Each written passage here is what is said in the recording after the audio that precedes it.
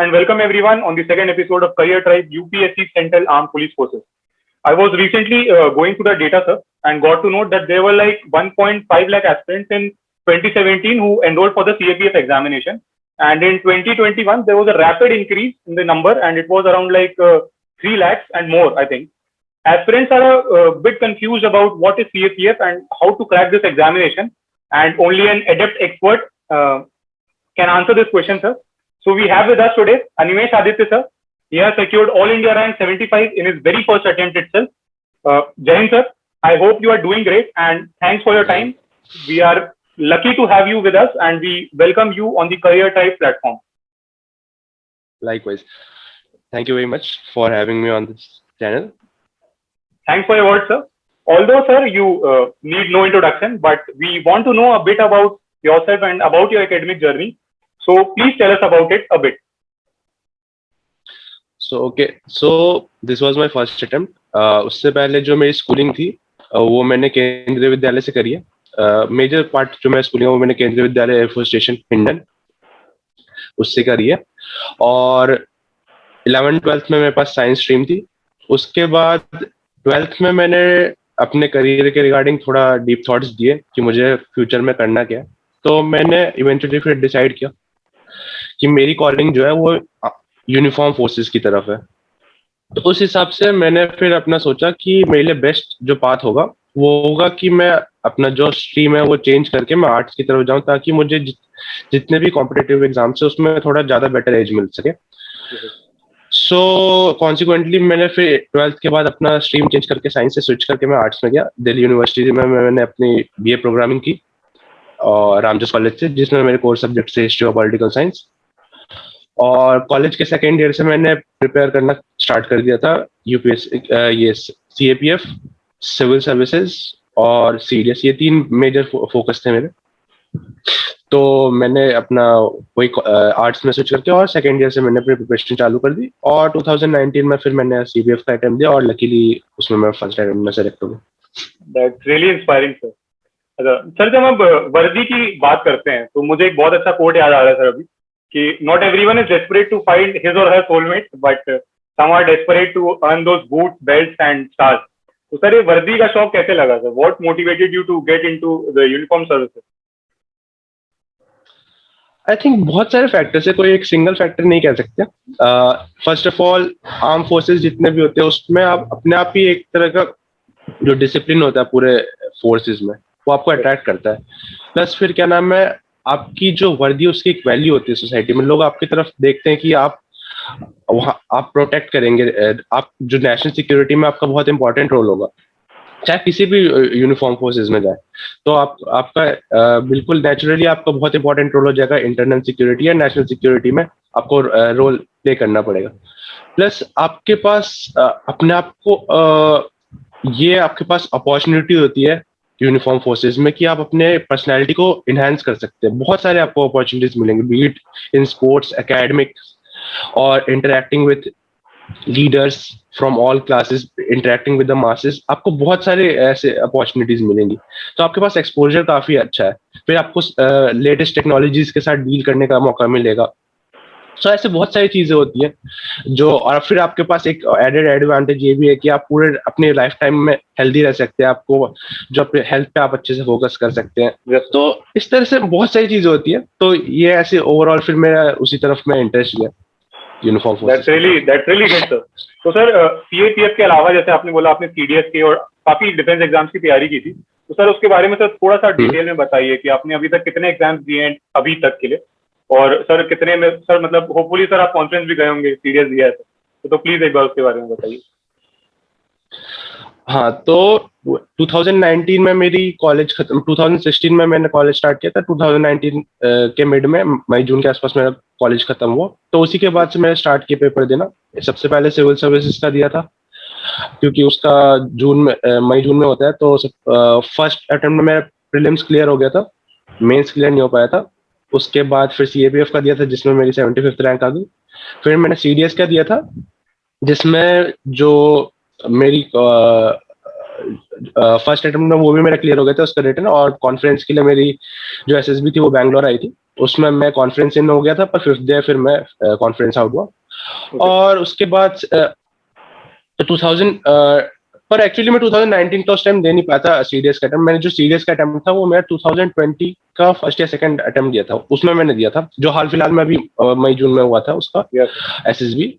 हाँ, तो बस यही मेरे 3 बेसिक अटेम्प्ट थे। और दूसरा जो अटेम्प्ट था, अभी मेरा एक और एसएसबी आई थी, मैसूर में आई थी अभी कुछ दिन पहले, पर मैं कुछ फैमिली रीजंस की वजह से वहां पे जा नहीं पाया। तो क्योंकि मेरा एक सीएपीएफ में भी हो गया, तो एक्चुअली तो फिर मैं एक तरह से वो भी हो गया कि हाँ, एक तरफ मैं सिक्योर है और जिसमें मुझे जाना था, तो इसलिए मैं काफी हैप्पी था उस चीज। तो सर आपने अभी तक जितने एग्जाम दिए सर, मतलब सारे एकदम सारे निकाले हुए हैं। That was really great on your part sir. Sir coming back to the CAPF, तो सर सीएपीएफ का सर एग्जाम का पैटर्न क्या है? ओके, तो सीएपीएफ एग्जाम बहुत हद तक आपका जो सिविल सर्विसेज को बहुत अच्छा खासा चंक जो है वो ओवरलैप करता है। आपका मेजर पोर्शन होता है, 2 पेपर होते हैं सबसे पहले, एक ही दिन दोनों पेपर होते हैं।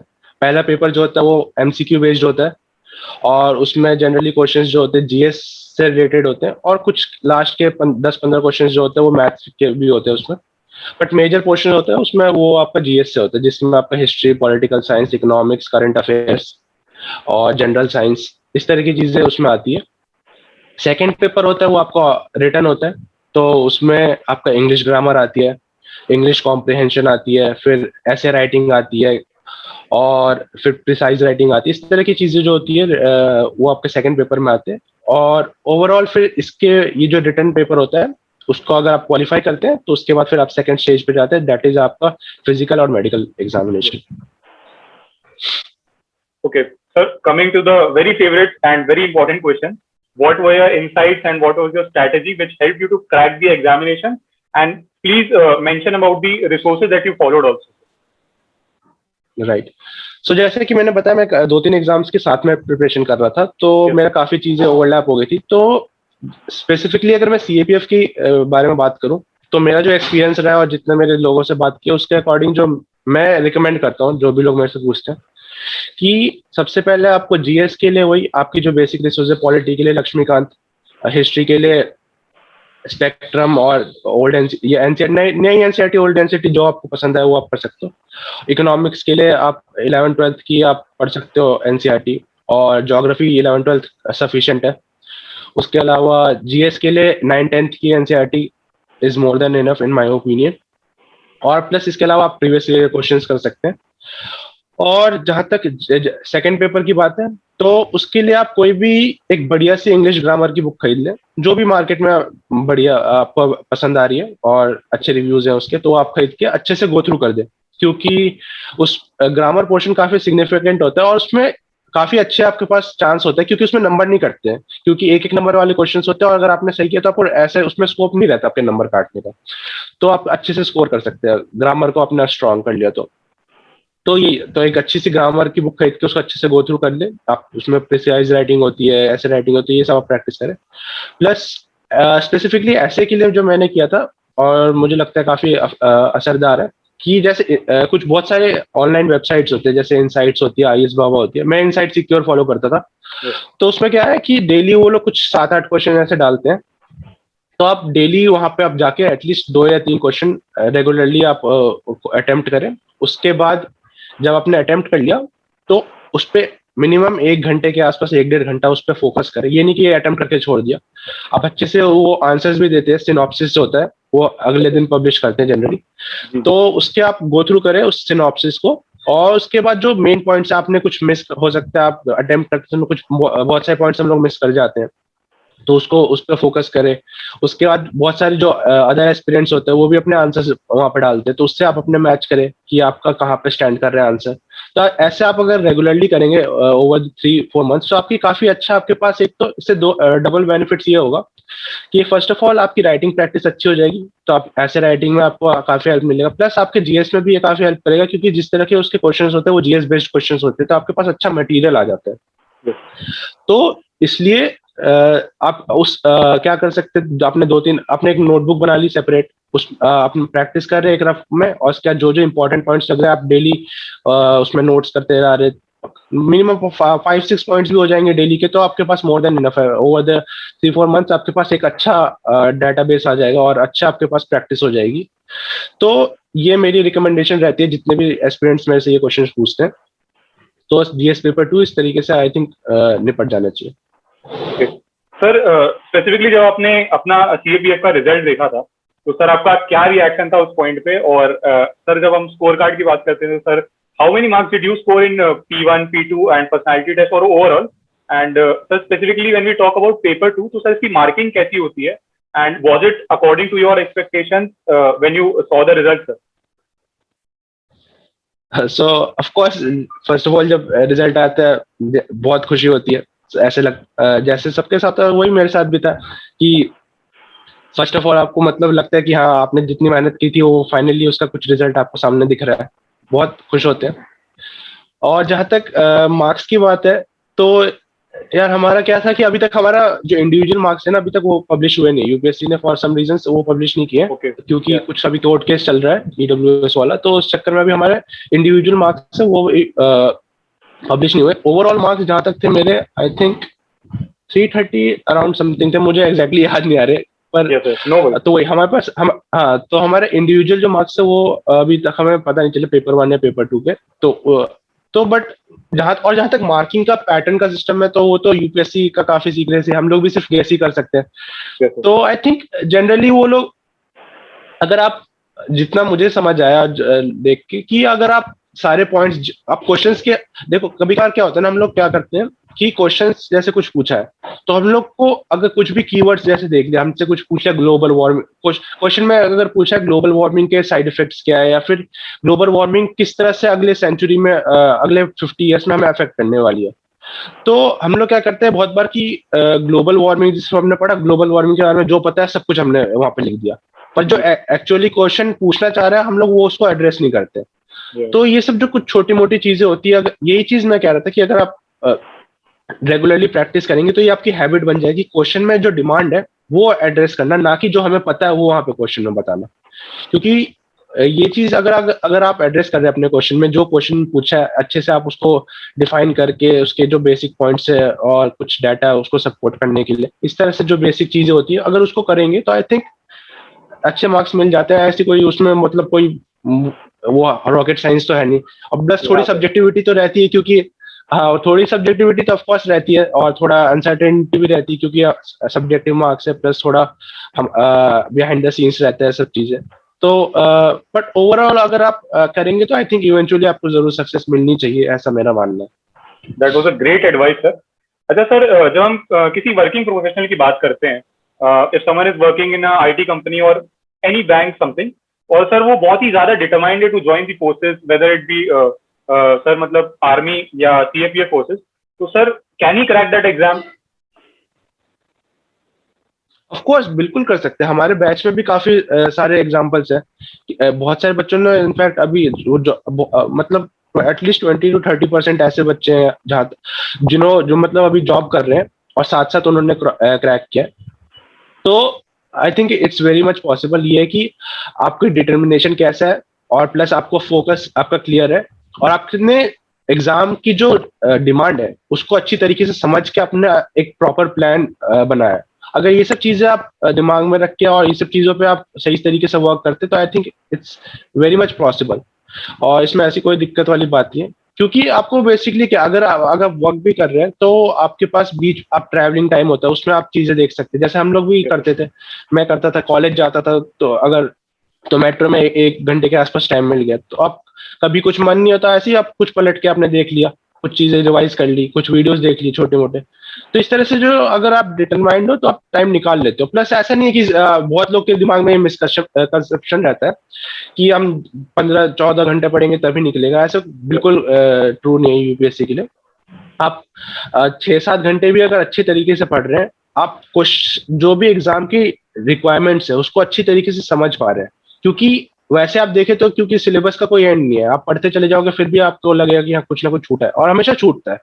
पर आपको ये कि उस चीज को आप मिनिमाइज करते हुए जो आपको आता है उसको बेस्ट कैसे आप दे सके। क्योंकि अगर मान लीजिए पेपर 1 की अगर हम बात कर ले तो टोटल आई थिंक 125 क्वेश्चन आते हैं तो 125 में से आपके 70, अगर आप बहुत अच्छी प्रिपरेशन भी होगी, आपने पूरे साल भर मेहनत की है और एकदम 10-12 घंटे भी पढ़े, एकदम सब कुछ आपने किया, उसके बाद भी आप 70 to 80 क्वेश्चन ही मैक्सिमम ऐसा आप कर पाएंगे कि आपको मतलब श्योर शॉट पता है 60-70 या उससे भी कम।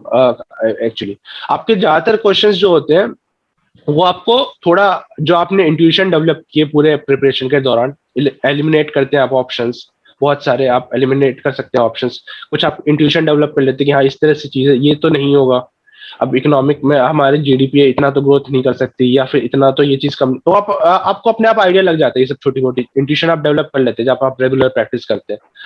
तो बस यही है, आपको अपना बस एग्जामिनेशन की करना है, रिक्वायरमेंट समझनी है, आप जितना आप उसके अकॉर्डिंग प्लान बनाना है और जितना बेस्ट दे सकते हो उस टाइम में आप निकाल सकते हो, वो आपको करना। बाकी तो कुछ एंड नहीं है इसका, वो तो आप करते रहो फिर भी नहीं होता, तो वो तो इसमें उसमें सोचने वाली बात नहीं है। सर यूपीएससी का सर बोलते हैं कि सिनोनिम ही है कंसिस्टेंसी, तो सर ये कंसिस्टेंसी सब फॉलो सर एक्चुअली नहीं कर पाते हैं, तो सर ये आप भी जानते होंगे। बिल्कुल सही तो पर आपने सर ये कैसे मेंटेन करी, एंड एस्पिरेंट्स को आप क्या सजेस्ट करोगे फॉर द सेम?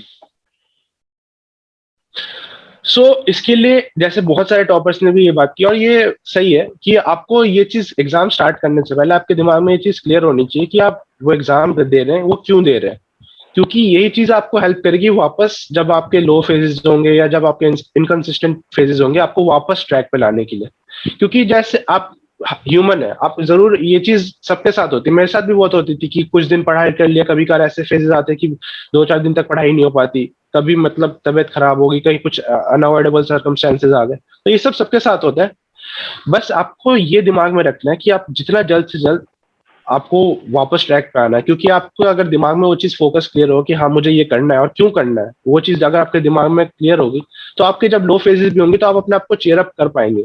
आप हो सकता है कभी कभार इसके लिए कुछ हैक्स होते हैं जैसे छोटे मोटे, कि आप रेगुलर ब्रेक्स ले सके ताकि आपका ओवर बर्डन ना हो।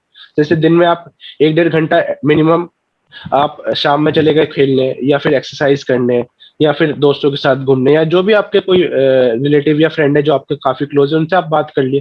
तो इस तरह की जो चीजें होती है रेगुलर, मतलब दिन में 1-2 घंटे आप टाइम निकालना चाहिए ताकि आप अपने आप पे फोकस कर सके, ताकि इससे ऐसा होता है कि आप ओवर बर्डन नहीं होते और ऐसा नहीं होता कि आप बिल्कुल बर्न आउट हो गए। क्योंकि आप ऐसे अगर आप ऐसे कर रहे हैं कि हम 10-12 घंटे सबसे एकदम कट ऑफ हो गए और 10-12 घंटे डेली के पढ़ रहे हैं, तो वो क्या होता है 2-3 हफ्ते बाद ही आप पे वो रिजल्ट, मतलब जो होता है उसका जो रिजल्ट होता है उस पे दिखने लग जाते हैं, और आप मतलब होता है कि आप चिड़चिड़े होने लग जाते हैं, आपको सही तरीके से फोकस नहीं बन पाता। तो ये सारी जो चीजें होती है ना, आप डेली डेली आप थोड़ी देर मॉर्निंग वॉक पे निकल गए, शाम में खेलने निकल गए, तो ये सब करेंगे अपने आप आपका भी माइंड फ्रेश रहेगा, बॉडी भी रहेगी, क्योंकि आपको अगर सीपीएफ दे रहे हैं तो आपको बॉडी मतलब हेल्दी भी होना चाहिए, आप फिजिकली फिट भी होने चाहिए। तो ये चीज आपके मतलब मल्टीपल बेनिफिट्स देते हैं।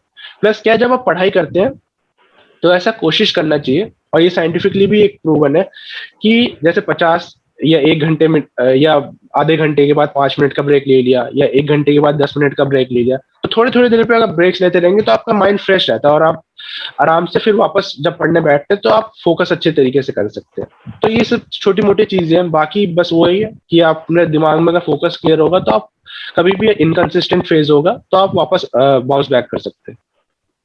सर जैसा कि आपने बताया कि आपने सेकेंड ईयर से प्रिपरेशन स्टार्ट कर दी थी, तो सर एक अगर कोई नॉर्मल बंदा है तो सर उसको कितने मंथ लगेंगे या कितना साल लगेगा to prepare for the CAPF assistant commandant examination?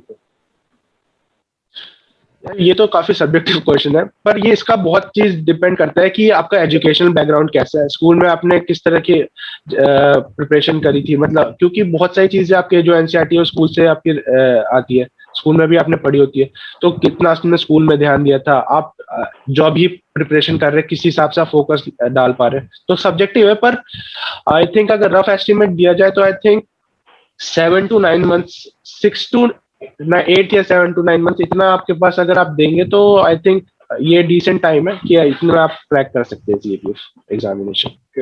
Sir शायद इस क्वेश्चन पे सर चीजें फिर से कुछ रिपीट होंगी, but if there is a aspirant sir जिसको 2022 सीएपीएफ एग्जामिनेशन क्रैक करना है और सर वो एकदम आपकी सिचुएशन में है sir, final year of graduation में, तो sir how can he start from the scratch? Sir इसके बारे में सर आप क्या बोलेंगे? तो अभी जैसे अगर हम 2022 की बात करें तो रफली हमारे पास एक साल है, मतलब 10-11 मंथ्स है अराउंड, क्योंकि अगस्त में आई थिंक पेपर है 2022 का। तो I think more than enough time है, बिल्कुल टेंशन लेने की बात नहीं है, टाइम हमारे पास काफी ज्यादा है। तो आराम से बेसिक से स्टार्ट करनी चाहिए। जो भी एनसीईआरटी, अगर आप बहुत ज्यादा वीक है, आपको ऐसा लगता है कि आप जीएस में काफी ज्यादा वीक है, तो आप 6 से भी स्टार्ट कर सकते हैं, पर मैं जनरली मतलब रिकमेंड करता हूँ कि 9th की जो एनसीईआरटीज है वहां से करें। बट अगर आपको ऐसा लगता है कि आप बहुत ज्यादा वीक है तो आप 6 से भी स्टार्ट कर सकते हैं।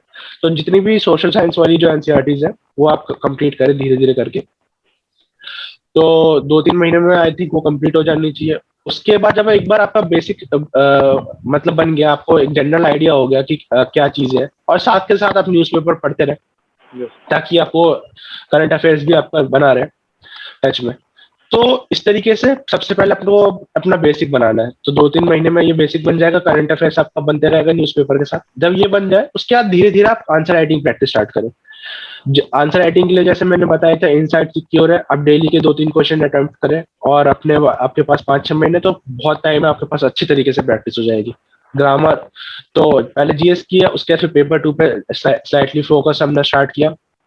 पहले आंसर राइटिंग प्रैक्टिस की, और उसके बाद फिर धीरे धीरे जब भी टाइम मिले, कभी मन नहीं किया कि जैसे जीएस नहीं पढ़ने का मन किया तो ग्रामर, इंग्लिश ग्रामर उठा ली, तो इंग्लिश ग्रामर पढ़ने लग गए। तो ऐसे मिक्सअप करते रहेंगे चीजों को, तो नया भी रहेगा और मतलब बोर भी नहीं होंगे।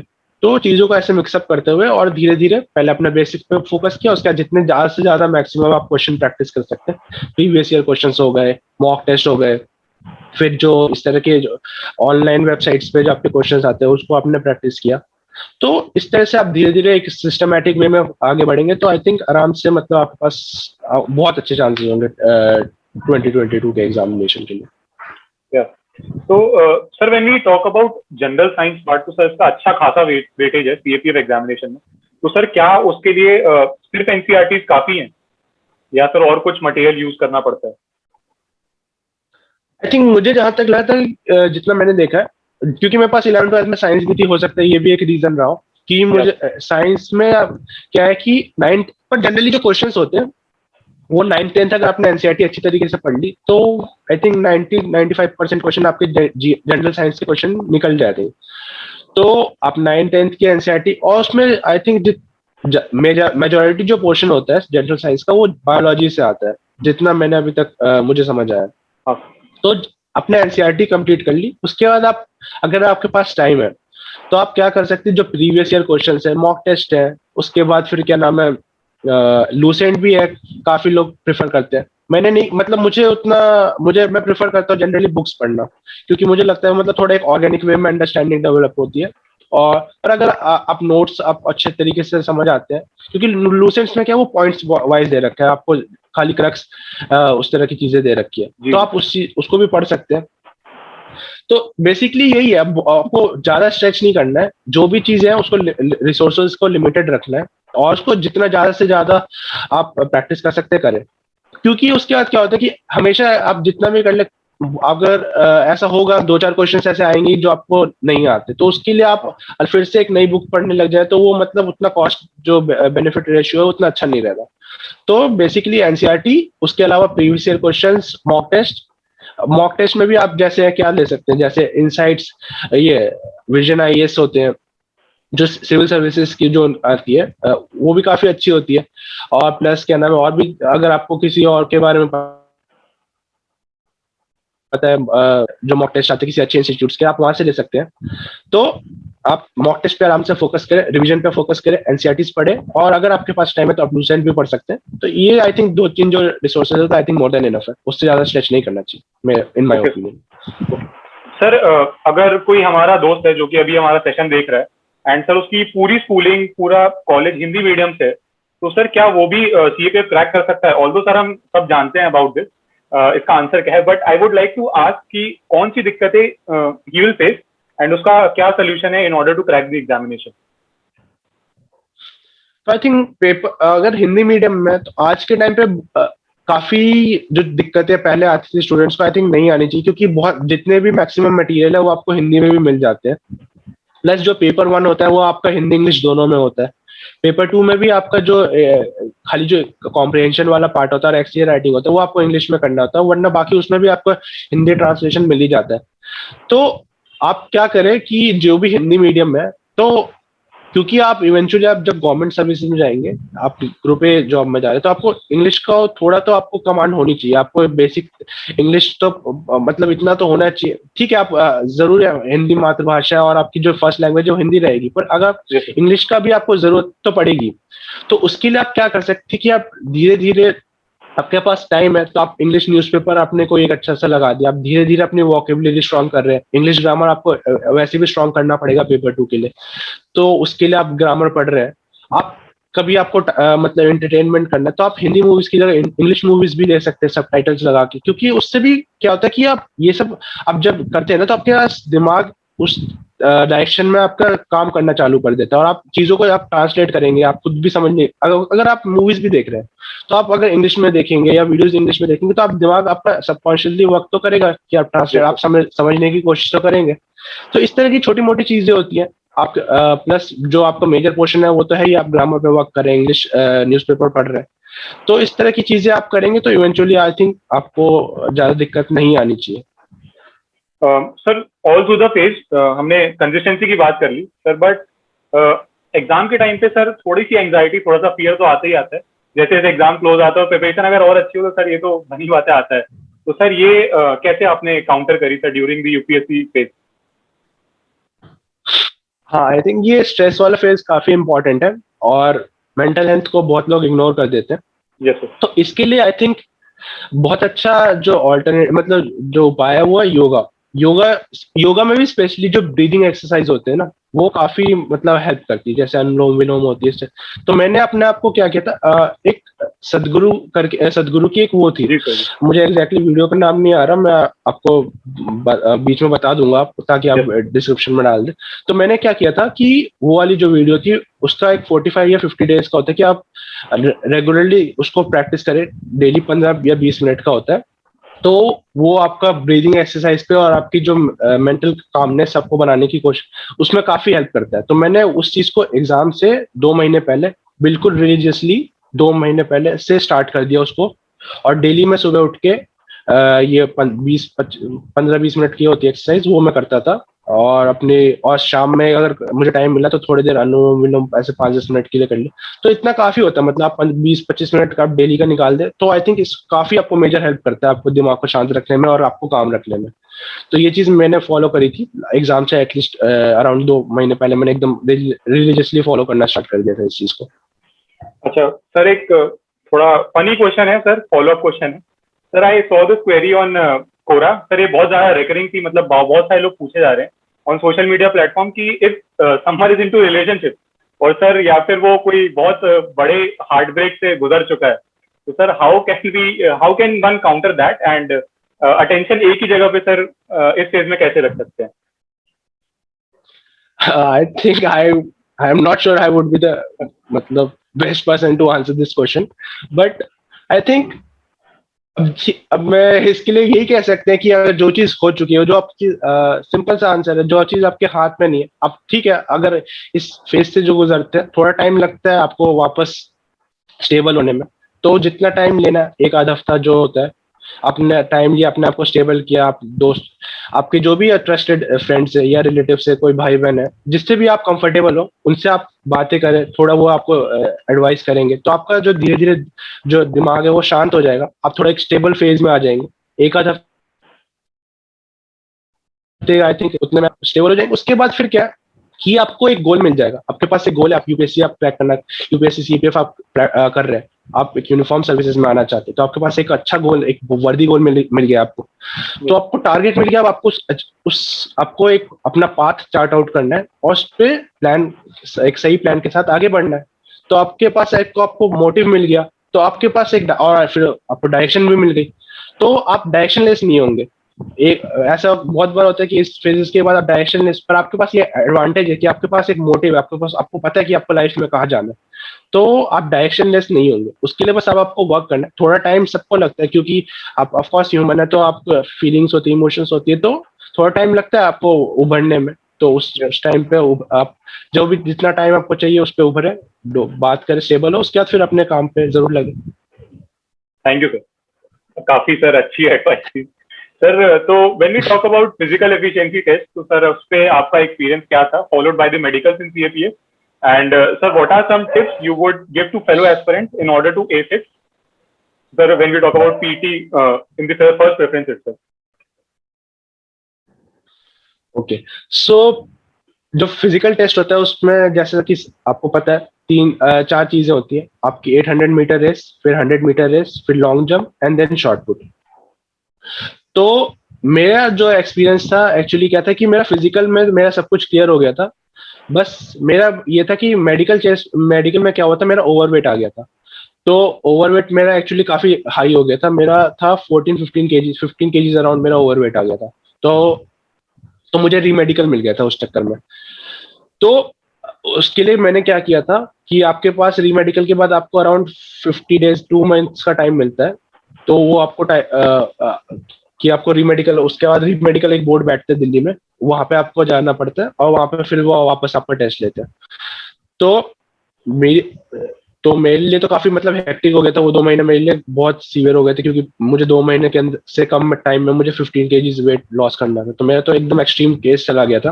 बट जनरली अगर आपके पास टाइम, अभी आप प्रिपरेशन स्टार्ट कर रहे हैं, तो आप क्या कर सकते हैं, जैसे अभी मैंने पहले भी बताया कि आप डेली आप आधा एक घंटा जो है टाइम निकाल के आप बाहर जाए, थोड़ा सा रनिंग करें या फिर थोड़ी देर खेल लें। तो इससे आप फिजिकली फिट भी रहेंगे, आपका मेंटल भी रिफ्रेश हो जाएगा, माइंड भी रिफ्रेश हो जाएगा। और मतलब इस तरीके से आप करते रहे। बस क्या होता है कि जब आपका रिटर्न हो जाता है उसके बाद 2-3 महीने का टाइम मिलता है। अगस्त में आपका रिटर्न होता है और जनरली नवंबर एंड या दिसंबर में आपका फिजिकल मेडिकल स्टार्ट हो जाता है।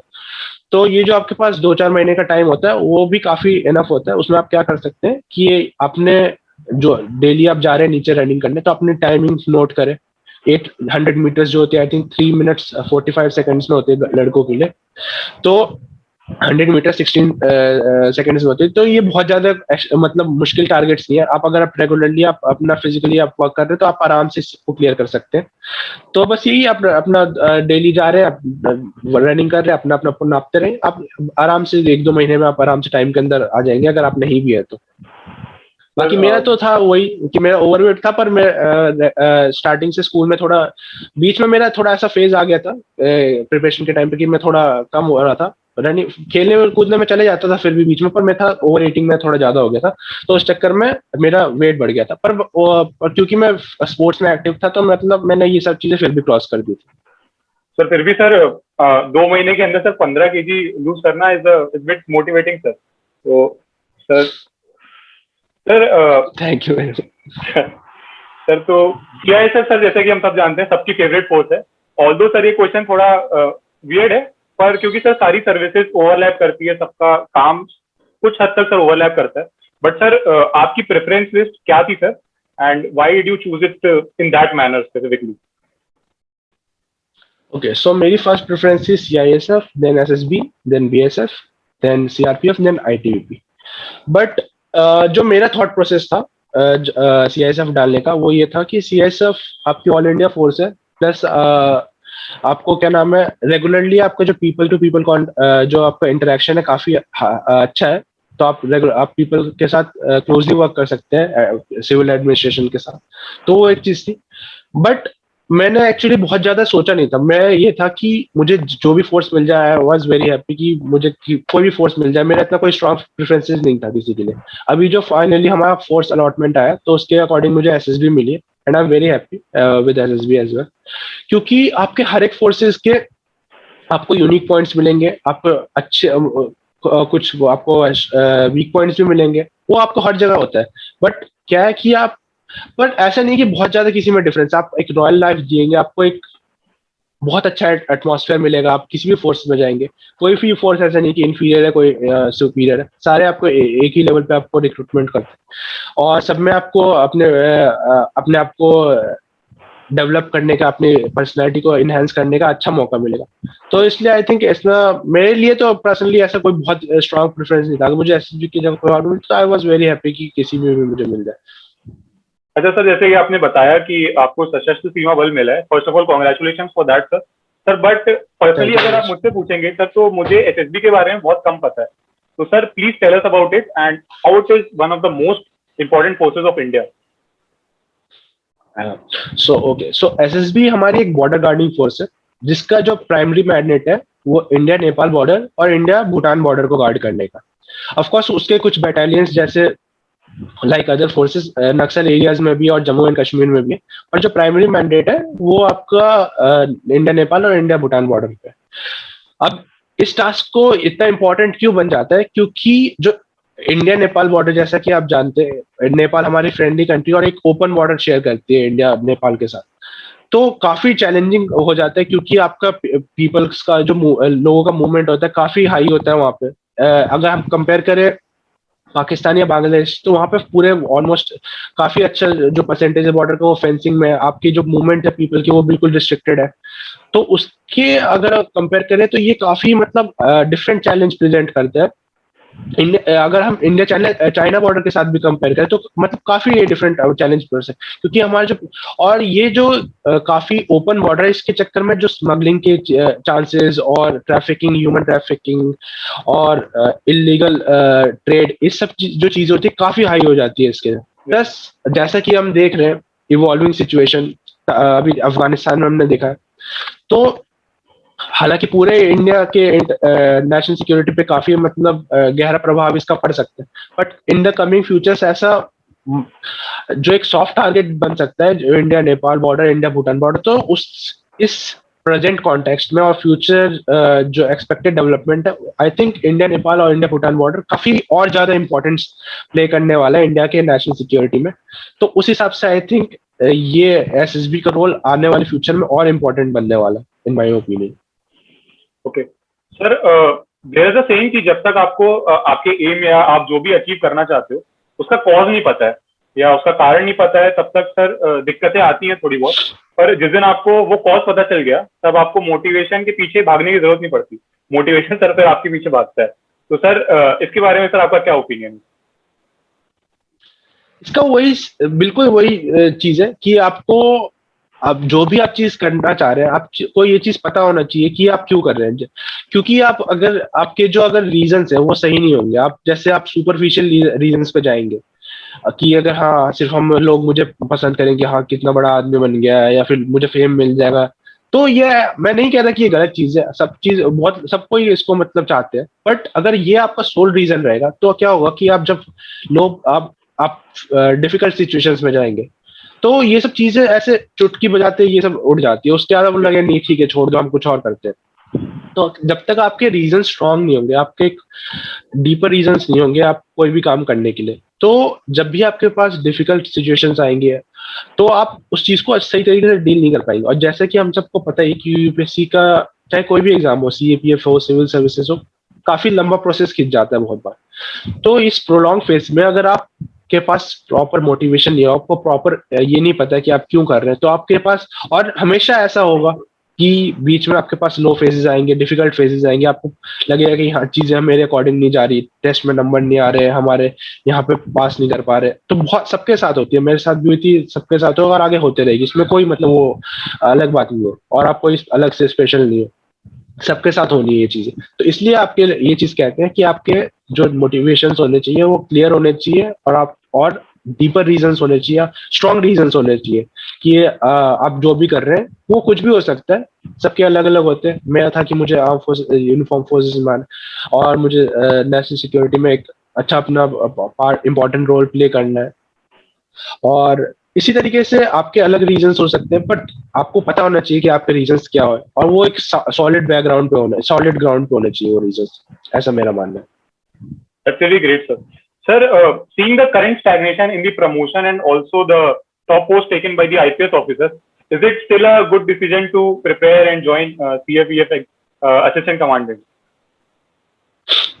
राइट, सो अभी जो करंट सिनारियो है उसमें जो हमारे डीजी और जो पोस्ट है वो रिजर्व होता है आईपीएस ऑफिसर्स के लिए, और एडीजीज में भी काफी पोस्ट होते हैं वो आईपीएस ऑफिसर्स के लिए होते हैं। बट जैसा कि हमको पता है चीजें काफी इंप्रूव हो रही है, अब हमें एडीजी लेवल तक हमारे जो कैडर ऑफिसर्स है वो जा रहे हैं, प्लस कोर्ट में भी काफी फेवरेबल डिसीजंस आए और वर्क इन प्रोग्रेस है। तो अभी मैं सब जुडिस है केस तो मैं ज्यादा उस पर नहीं कहूंगा, बट फ्यूचर जितना है काफी लोग उस पर वर्क कर रहे हैं और होपफुली कुछ सालों में विद इन फ्यू इयर्स जैसे ओजीएस है, NFFQ है, इन सब के बाद काफी चीजें इंप्रूव होने वाली है। प्लस अगर ये सब चीजें छोड़ भी दे तो आप जो CAPF है, आपका डायरेक्ट जो एंट्री होती है वो आपकी ग्रुप ए लेवल सर्विसेज होती है। आप सीधे असिस्टेंट कमांडेंट आप एज एन ऑफिसर ज्वाइन करते हैं। आपके पास आपके ठीक है, हो अभी कुछ जगह हो रहा है कि स्टैग्नेशन चल रही है, थोड़े जो प्रमोशन से लेट हो रहे हैं, पर उस पर गवर्नमेंट वर्क कर रही है, कैडर रिव्यूज और चल रहे हैं। अभी CRPF में हुआ है, BSF में होने वाला है, तो SSB ITBP में अभी रिलेटिवली ठीक है। तो इसलिए चीजें इन द फ्यूचर बेटर होने के बहुत अच्छे चांसेस है। और ऐसा कोई बात नहीं, आप अगर आपकी ये चीज आप देखिए, आप सीधे आपकी जो एंट्री होती है वो सीधे ग्रुप ए लेवल जॉब होती है। जैसे आप एक IPS ऑफिसर, IAS ऑफिसर एक ग्रुप ए सर्विसेज, सिमिलरली आपका CAPF ऑफिसर भी आप जो जाते हैं सीधे आप जो असिस्टेंट कमांडेंट है वो आपका DSP लेवल रैंक होगी, और आर्मी के इक्विवेलेंट में आपकी कैप्टन लेवल रैंक होगी। तो अगर आप OTA या फिर IMM में भी जाते हो तो आप लेफ्टिनेंट रैंक पे जाते हैं। तो आपको बहुत एक प्रेस्टिजियस जॉब है, आपके ऊपर कंधों पे एक बहुत अच्छी रिस्पॉन्सिबिलिटी है, आपको बहुत सारी चीजें काम करने के लिए मिलेंगी। ये सब चीजें जो आपके हाथ में नहीं है वो तो ऑफ कोर्स उस पर काम चल रहा है, लोग उस पर इन द फ्यूचर चीजें होपफुली बेटर होंगी, बट नहीं जो वो चीज अपनी जगह है। पर आपका जो है काम करने का जो आपको है अपॉर्चुनिटीज मिलेगी, वो आपको इन इटसेल्फ आपके लिए, आपको मतलब कोई भी कंप्लेंट करने के लिए, अगर आपके मोटिवेशन राइट है तो आपको कंप्लेंट करने के ज्यादा मौका मिलने नहीं चाहिए, ऐसा मेरा मानना। बाकी तो मैं भी बहुत ज्यादा कमेंट नहीं करूँगा क्योंकि मैंने भी अभी ज्वाइन नहीं करी है, बट जितना बाहर से मुझे समझ आया, आई थिंक इतना काफी अच्छी चीज है। Okay, sir. Coming to the interview, sir, can you please share your interview experiences and what are the types of questions that are asked in the CAPF interviews? Okay. So interview experience जहां तक मेरा था काफी अच्छा था। मेरा first UPSC interview था और मैं काफी एक्साइटेड था। और ये चीज मैं लोगों को भी कहता हूँ कि बहुत लोग होते हैं काफी टेंस हो जाते हैं। मैं जेन्युइनली बता रहा हूँ, मैं अपने इंटरव्यू के लेके बहुत एक्साइटेड था, और मैं एग्जामिनेशन के स्टार्टिंग से मतलब इंटरव्यू मेरा एक ऐसा पार्ट था जिसको लेके मैं काफी लुक फॉरवर्ड कर रहा था कि इस इंटरव्यू के मैं मतलब आई वॉज वेरी कॉन्फिडेंट कि उसमें इंटरव्यू में बेसिकली क्या है, आप एक पैनल आपके साथ बैठेगा, वो आपसे बातें करेंगे, आपसे आपके बारे में जानना चाहेंगे, आपकी जो लाइफ है वो सिर्फ वही तो डिस्कस करते हैं, अलग से तो ऐसा कुछ, क्योंकि आपकी जो नॉलेज है वो ऑलरेडी टेस्ट हो चुकी है। तो इसलिए इतना कोई घबराने वाली बात नहीं है। आप कॉन्फिडेंट है, आप एज एन ऑफिसर ज्वाइन करने वाले, तो आपके अंदर वो कॉन्फिडेंस होना चाहिए कि हाँ आप बात कर सकते हैं किसी से भी। तो आप वहां पे आपका 4 मेंबर सॉरी एक 4 मेंबर पैनल होगा, और जिस तरह के क्वेश्चंस होते हैं वो बेसिकली बहुत चीजों पे डिपेंड करते हैं। आपको बोर्ड किसका, कौन सा बोर्ड मिला है, चेयरमैन कैसे है, और किस डायरेक्शन में आपका इंटरव्यू जा रहा है। बट उसका एक मेजर पार्ट जो होता है वो, जैसे आप पता है, ये आपको डिटेल एप्लीकेशन फॉर्म होता है, उस पर बेस्ड होता है। क्योंकि जैसे आप रिटर्न क्लियर करते हैं, आपको एक डिटेल एप्लीकेशन फॉर्म भरना पड़ता है जिसमें आपकी जितने भी sports, extra curricular, academic background और आपके इंटरेस्ट, बहुत सारी चीजें होती है, वो सिर्फ आपको मेंशन करनी पड़ती है उसमें। तो उससे आपका काफी चीजें इन्फ्लुएंस होती है। प्लस वो जानना चाहते हैं कि आपकी थिंकिंग कैसी है, वो इस तरह पे फोकस। अब जैसे मेरे साथ भी इस तरह से क्वेश्चंस पूछे थे आपके लाइफ चॉइसेस को लेके, आपके क्या फ्यूचर प्लान्स है। प्लस कुछ बीच बीच में वो ऐसे क्वेश्चंस भी पूछते हैं जो आपको टेस्ट करते हैं कि आप अंडर प्रेशर आप कैसा परफॉर्म करते हैं, क्योंकि वो कभी कभी रैंडम क्वेश्चंस पूछ लेते हैं।